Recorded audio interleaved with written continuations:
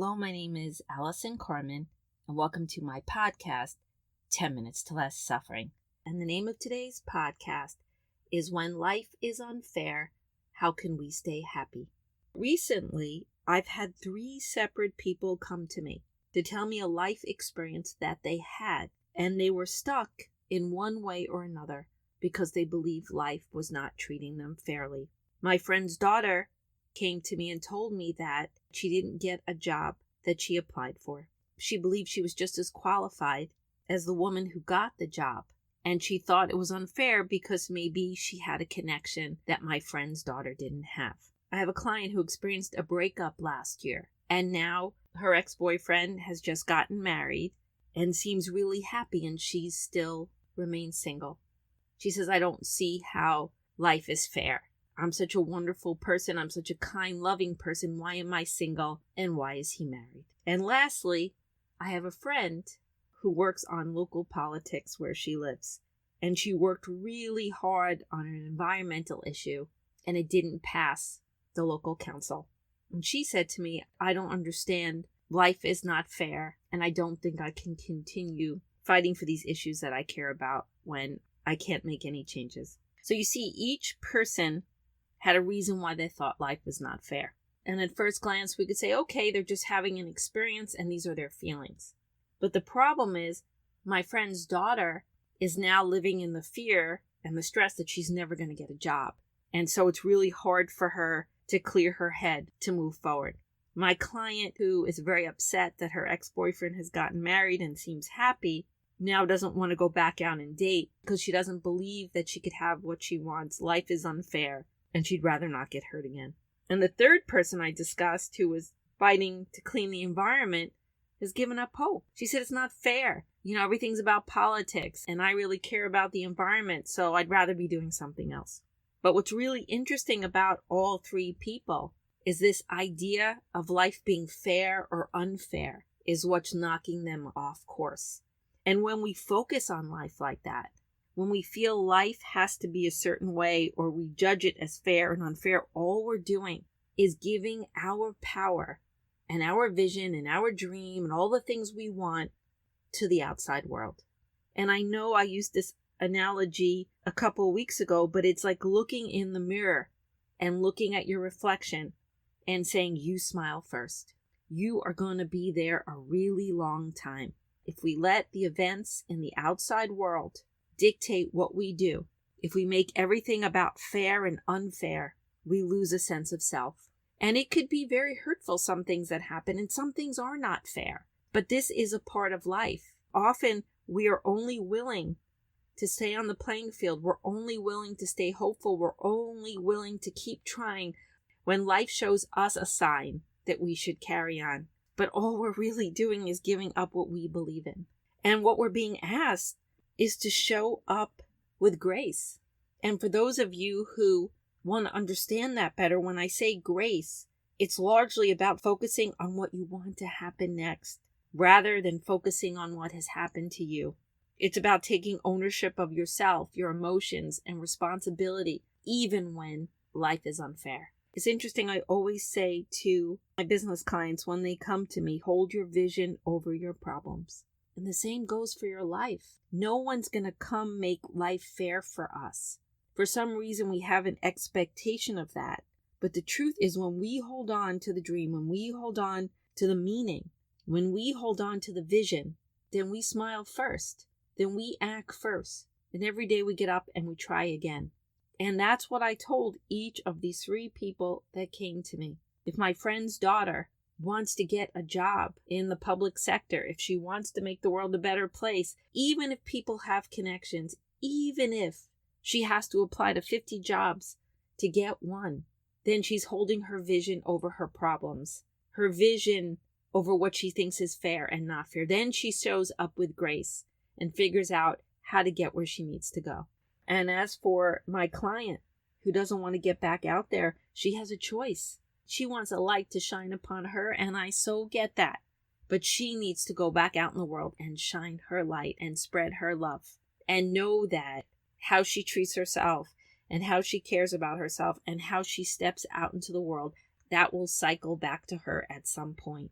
And I hope she goes back there and she fills her cup back up with all the glory and all the wonder and all the beauty that she has the capacity to experience. And my friend that works for the environment, I hope she gets back out there. That's the thing. It's sometimes we don't realize it, but we're planting seeds. We want results because we think it's time. But life has its own timeline. Life is going to do what it's going to do. But if we keep getting up and we keep planting seeds, for all she knows, maybe she inspired a younger person to fight for legislation. Maybe the time wasn't right. Or maybe next year or the year after that, changes will be made. We don't know. But again, when we start singing the song that life is not fair, all we do is discourage ourselves. All we do is that we're demanding life to be a different way, and it's not.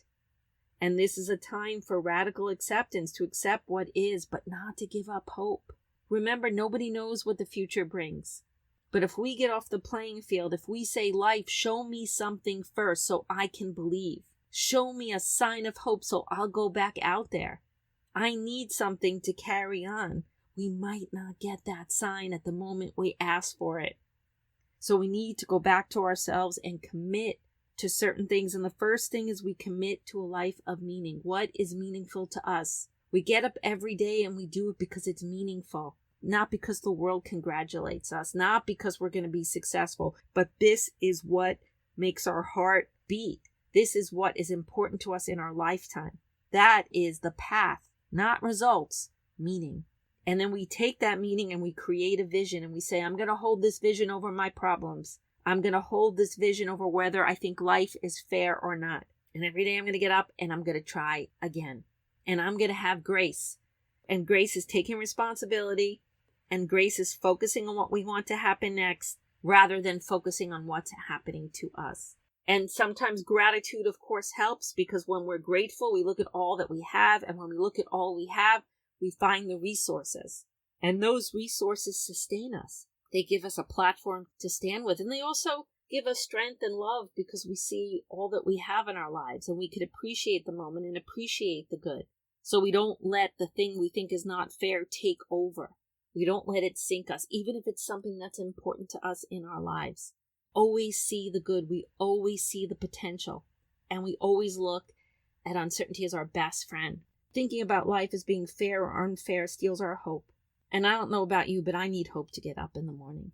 I need hope for a better world, hope for a good day, hope to solve my problems, hope to fall in love, hope that my children are well. And there's nothing wrong with hope. We get stuck when that hope comes with a story. We get stuck when our hope has to manifest a certain way. That's when we have pain.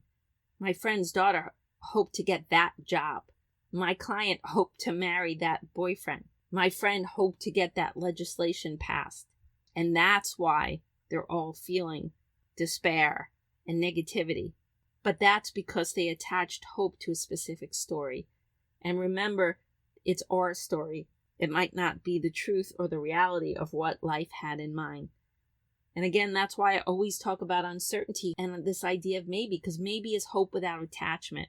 It's saying, I have hope, but maybe life could be okay many different ways. And if this didn't happen, maybe something else will. And that's why I'm always playing with that idea, because I don't want to get attached that life has to be a certain way.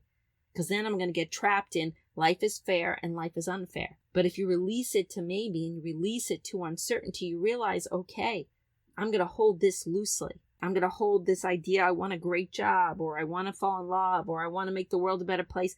I'm going to hold it so loosely that I'm going to allow it to manifest in many different ways. And I'm not going to lose hope because the future is unknown and this is meaningful to me. And I'm going to wake up every day and try again.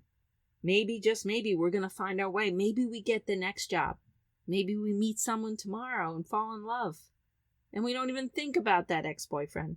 And maybe we get involved with something with our community and maybe the next thing passes.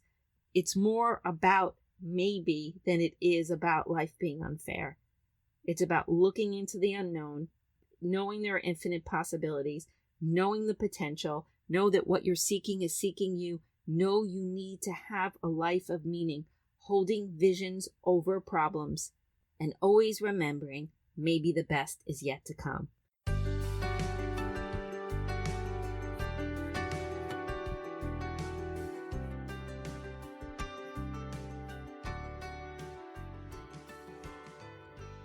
Thank you for listening to this podcast today. If you'd like to get in touch with me, you could email me at allison@allisoncarmen.com. If you'd like to buy my books, The Gift of Maybe or Year Without Men, they're available at all major bookstores and online retailers. And if you like this podcast, you can subscribe and leave a comment.